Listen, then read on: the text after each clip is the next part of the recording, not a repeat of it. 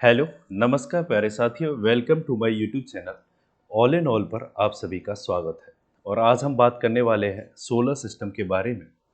इससे पहले वाले वीडियो में हम कवर कर चुके हैं सोलर सिस्टम की बेसिक जानकारी के साथ साथ इनर प्लैनेट्स के बारे में। और इस वीडियो में हम कवर करेंगे आउटर प्लैनेट्स के बारे में, जो कि सभी कॉम्पिटिटिव एग्जाम्स के लिए बेहद ज़रूरी है। तो चलिए शुरू करते हैं बिना देरी किए। सबसे पहले थोड़ा सा रिवीजन कर लेते हैं। हमने पिछले वीडियो में सूर्य के साथ साथ 4 इनर प्लैनेट्स यानी कि mercury, Venus, earth and Mars के बारे में जाना, और उसके साथ साथ हमने जाना कि एस्टेरॉयड्स यानी कि क्षुद्र ग्रह के बारे में, जिसकी बेल्ट इनर और आउटर प्लैनेट्स को अलग करती है। इस एस्टेरॉयड बेल्ट के बाद सोलर सिस्टम का आउटर रीजन शुरू होता है, जिसमें 4 आउटर प्लैनेट यानी कि जुपिटर, सैटर्न, यूरेनस, नेपच्यून स्थित है। तो चलिए आउटर प्लैनेट्स के सबसे पहले प्लैनेट जुपिटर यानी बृहस्पति के बारे में। ये प्लैनेट सोलर सिस्टम का सबसे बड़ा प्लैनेट है। इस प्लैनेट की ग्रेविटी बाकी सभी प्लैनेट की ग्रेविटी से काफ़ी ज़्यादा है। इसकी सरफेस सॉलिड नहीं है, बल्कि यह गैस से बना है, जिसमें ज़्यादा मात्रा हाइड्रोजन और हीलियम की है, बिल्कुल सूरज की तरह। हालांकि यह माना जाता है कि इसके केंद्र में अर्थ के आकार की सॉलिड इनर कोर हो सकती है। इस प्लेनेट की चारों ओर रिंग्स हैं, लेकिन यह इतनी क्लियर नहीं है जितनी कि सैटर्न की, जो हमें आसानी से दिखाई देती है। यह प्लेनेट लाल, भूरे, पीले और सफ़ेद घने बादलों से घिरा रहता है, जो अमोनिया और पानी के बने होते हैं, जो हाइड्रोजन और हीलियम के एटमॉस्फेयर में तैरते रहते हैं। इनकी वजह से ऐसा लगता है जैसे इस प्लेनेट पर धारियां हैं। इस प्लेनेट पर सोलर सिस्टम का सबसे बड़ा ओशियन है, जो लिक्विड हाइड्रोजन से बना है। सूर्य से इसकी औसत दूरी 778 मिलियन किलोमीटर है, और यह प्लेनेट अर्थ के आकार का लगभग 1100% है। यानी अगर अर्थ को एक अंगूर की साइज का माना जाए, तो जुपिटर एक बास्केटबॉल जैसा दिखाई देगा। जुपिटर पर एक दिन 10 घंटे का होता है, तो एक साल 11.8 अर्थ ईयर्स के बराबर होता है।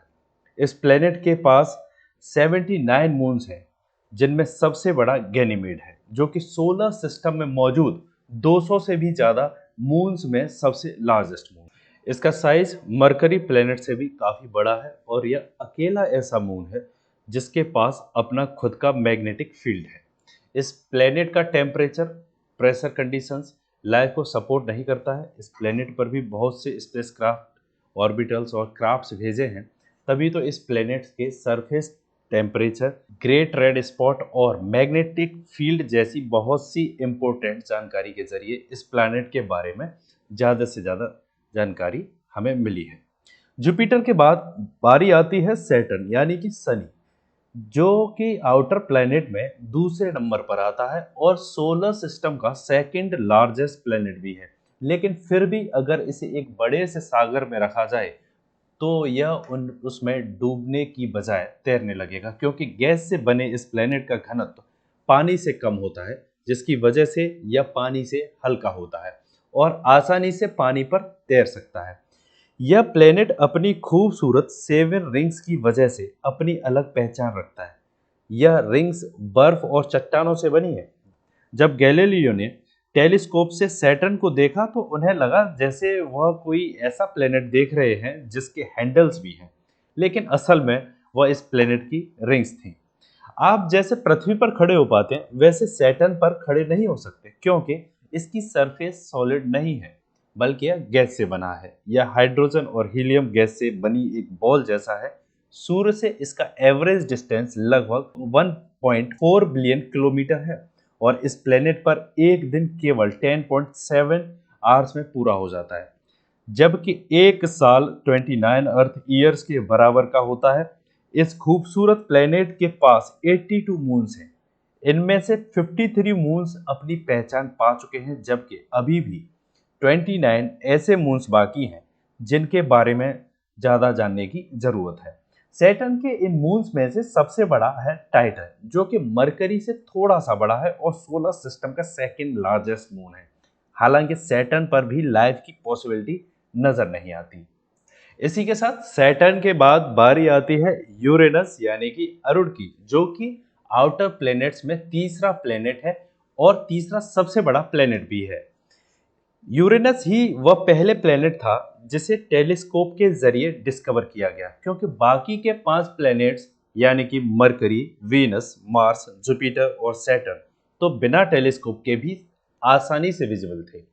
यूरेनस एक छोटा चट्टानी केंद्र के ऊपर पानी, मीथेन और अमोनिया से बना है। जुपिटर और सैटर्न की तरह इसका एटमॉस्फेयर भी हाइड्रोजन और हीलियम से बना है, लेकिन इसमें मीथेन भी शामिल है, जिसकी वजह से इस प्लेनेट का रंग नीला दिखाई देता है। सूर्य से इसकी औसत दूरी 2.9 बिलियन किलोमीटर है और सूर्य से इतनी ज्यादा दूरी पर स्थित होने के कारण यह एक बर्फीला प्लेनेट है। इसका साइज अर्थ की साइज का लगभग 400% है। बाकी आउट प्लेनेट की तरह यूरेनस में भी रिंग्स पाई जाती हैं और इसकी 13 रिंग्स में से अंदर वाली रिंग्स डार्क होती है तो बाहरी रिंग्स ब्राइट कलर की होती है, इसीलिए आसानी से यह दिखाई देती है। वीनस की तरह यूरेनस भी अपोजिट डायरेक्शन में रोटेट करता है। इतना ही नहीं, यह प्लेनेट अपनी साइड पर रोटेट करता है, इसलिए इसे साइडवेज प्लेनेट भी कहा जाता है। यूरेनस पर एक दिन 17 आवर्स एंड 14 मिनट में पूरा हो जाता है, तो एक साल अर्थ की 84 ईयर्स जितना बड़ा होता है। इस जॉइंट प्लेनेट यानी कि विशाल प्लेनेट या गैसीय प्लेनेट का कोई सरफेस ही नहीं है, यानी कि स्पेसक्राफ्ट इस प्लेनेट पर कहीं लैंड ही नहीं कर सकता। इसका एक्सट्रीम प्रेशर और टेम्परेचर एक मेटल स्पेसक्राफ्ट को बड़ी आसानी से डिस्ट्रॉय भी कर सकता है। इस प्लेनेट के 27 मून्स हैं, जिनमें से टाइटेनियम सबसे बड़ा मून है। यूरेनस का मिनिमम टेम्परेचर -224.2 डिग्री सेल्सियस रहता है, जो कि इस नेपच्यून से भी ज़्यादा ठंडा बना देता है और इस तरह सोलर सिस्टम का कोल्डेस्ट प्लेनेट होने का खिताब भी यूरेनस को ही मिलता है। इतने ठंडे प्लेनेट पर फिलहाल तो लाइफ की कोई पॉसिबिलिटी नज़र नहीं आती।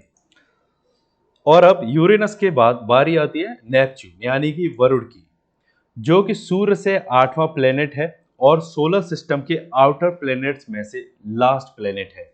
यह एक डार्क, ठंड और बहुत विंडी प्लेनेट है जो यूरेनस की तरह है। इन दोनों की जॉइंट्स में काफ़ी सिमिलरिटीज़ हैं और सिमिलरिटीज़ होने के साथ साथ नेपच्यून की खोज में यूरेनस का काफ़ी इंपॉर्टेंट रोल भी रहा है।